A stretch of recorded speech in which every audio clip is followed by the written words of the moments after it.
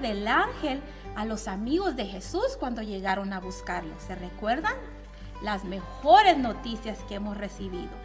Él ya no está aquí, Él está vivo, Él está vivo. Entonces, amiguitos, yo los invito a que ustedes compartan esas noticias con sus amigos. Díganle que Jesús no está muerto, que Él está vivo y que Él entregó su vida por nosotros en la cruz porque Él nos ama. Ahora, yo quiero invitarlos a ustedes que hagan una oración conmigo.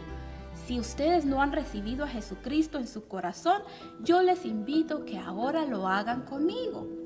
Dice la Biblia en Apocalipsis 3:20 que Él está llamando a la puerta de nuestro corazón y que si nosotros le abrimos la puerta, Él entra a nosotros y cena con nosotros. Ahora quiero que todos nosotros cerremos nuestros ojitos, bajemos nuestra cabecita y que repitan esta oración conmigo. ¿Están listos? Vamos, cierren sus ojos. Amén. Jesús, entra en mi corazón. Creo en ti y quiero amarte así como tú me amas. Perdona las cosas malas que he hecho y dame vida eterna. Amén. Dice la palabra que cuando creemos en nuestro corazón y confesamos con nuestra boca, somos salvos. Y a continuación, no se vayan, porque voy a dejarlos con Ronnie, que nos va a acompañar a orar. Wow, amiguitos, ¿se dieron cuenta qué tremenda historia la que nos acaba de contar Alejandra? La historia de la Pascua, que es lo que nos habla del amor de Dios hacia cada uno de nosotros. Dios es maravilloso, así es que en esta mañana les voy a invitar a hacer una oración. Vamos a orar por todos los niños en el mundo. Amén. Así es que cierren sus ojos y vamos a orar. Padre, te damos gracias, amado Dios, por cada uno de nuestros amiguitos, de nuestros niños que están escuchando, Señor. Te damos gracias, Padre de la gloria, y te pedimos que los bendigas a cada uno de ellos. Guárdalos, bendícelos, cúbrelos con tu sangre poderosa. En el nombre poderoso de Jesús te lo pedimos y a ti te damos toda gloria y toda honra. En el nombre del Padre, del Hijo y del Espíritu Santo. Amén y amén. Bueno, no se vayan a despegar todavía del televisor, porque a continuación les vamos a presentar la misma historia, pero en inglés, para los niños mayores en casa. Y no se olviden que nos vemos la próxima semana para la segunda parte de esta linda historia. Y a los padres quiero recordarles que después que terminemos la historia en inglés, pueden ir a Facebook y encontrar recursos como páginas para colorear, para que los niños puedan aprender un poquito más acerca de esta historia. Nos vemos, amiguitos. Gracias. Bye.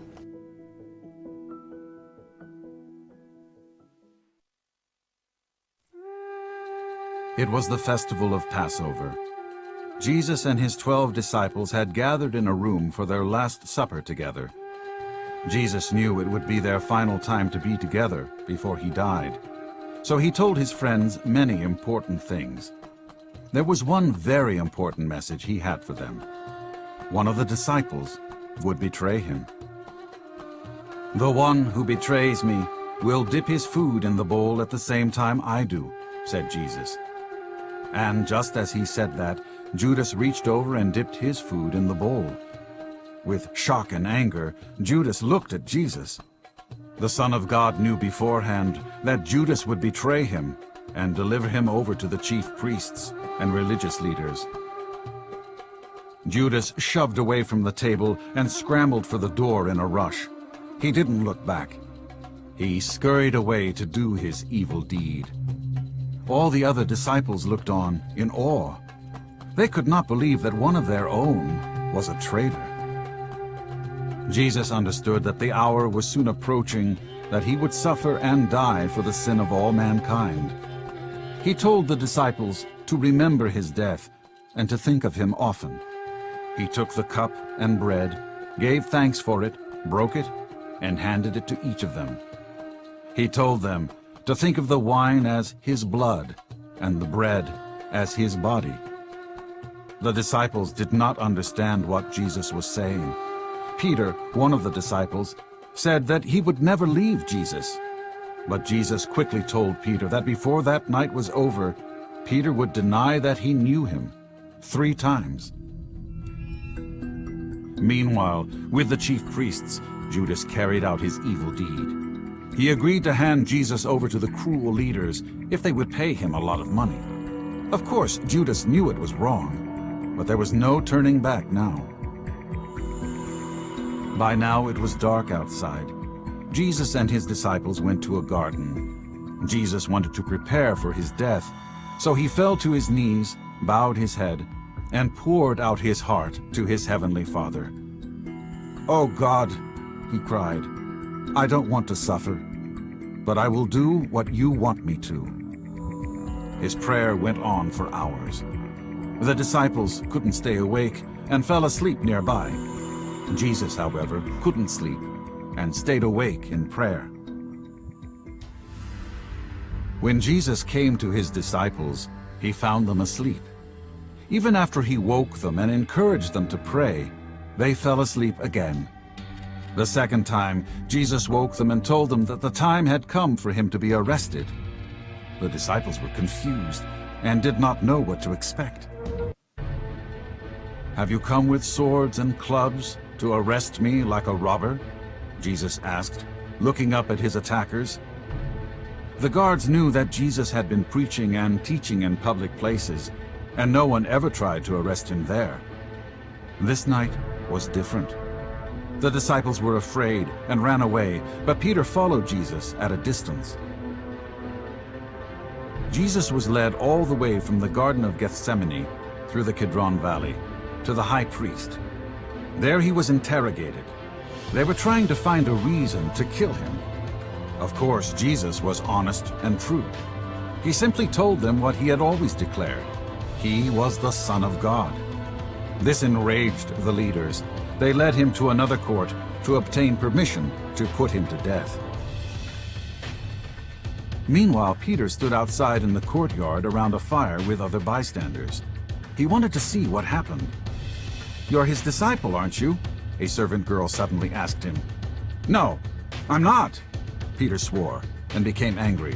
"I don't even know him." 3 times it happened that Peter was asked if he knew Jesus, and 3 times he lied. Then suddenly, the 3rd time he lied, a rooster crowed 3 times, and Peter remembered what Jesus had said. He ran away, feeling horrible, weeping bitterly. That same night, Jesus was on trial before the Roman leader, Pilate. Even Pilate didn't want to kill Jesus.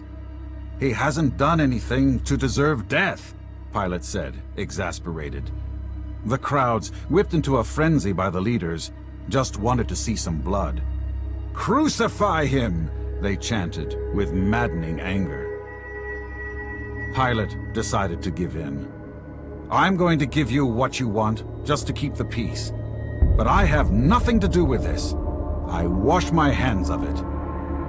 The cruel Roman soldiers were only too glad to oblige. Jesus was whipped mercilessly, leaving him bleeding and wounded. They mocked Jesus, hailing him as a king. Then they shoved a crown of thorns on his head. They spit at him, hit him, slapped him, and made cruel jokes. Jesus, silently suffering, did not retaliate. He was like a lamb being sacrificed. He was indeed the sacrifice, dying for the sins of the very people who tortured him. The time had come. Jesus would be nailed to a cross. He was forced to carry his own heavy cross until he fell from the pain and exhaustion. Jesus was so weak that a man named Simon of Cyrene ended up carrying his cross to the top of Golgotha. There at the hill called Golgotha, which means Hill of the Skull, Jesus was crucified like a criminal. Hanging on the cross for all to see, 2 thieves hung beside him. This was no place for the Son of God. Jesus' hands and feet were nailed into the cross. The soldiers hoisted the cross into the air, and Pilate hung a sign above his head that read, "Here hangs Jesus, the King of the Jews." The religious leaders were furious about this, but Pilate refused to remove the sign. As Jesus hung dying on the cross, the entire land was plunged into darkness, even though it was the middle of the day. Then, before Jesus died, he cried out with his last breath, "It is finished." Jesus breathed no more. A low rumbling erupted from all around.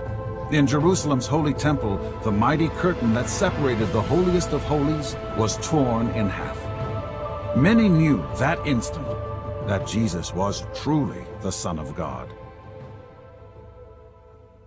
Before evening, right before the Sabbath started, Joseph of Arimathea asked Pilate for Jesus' body.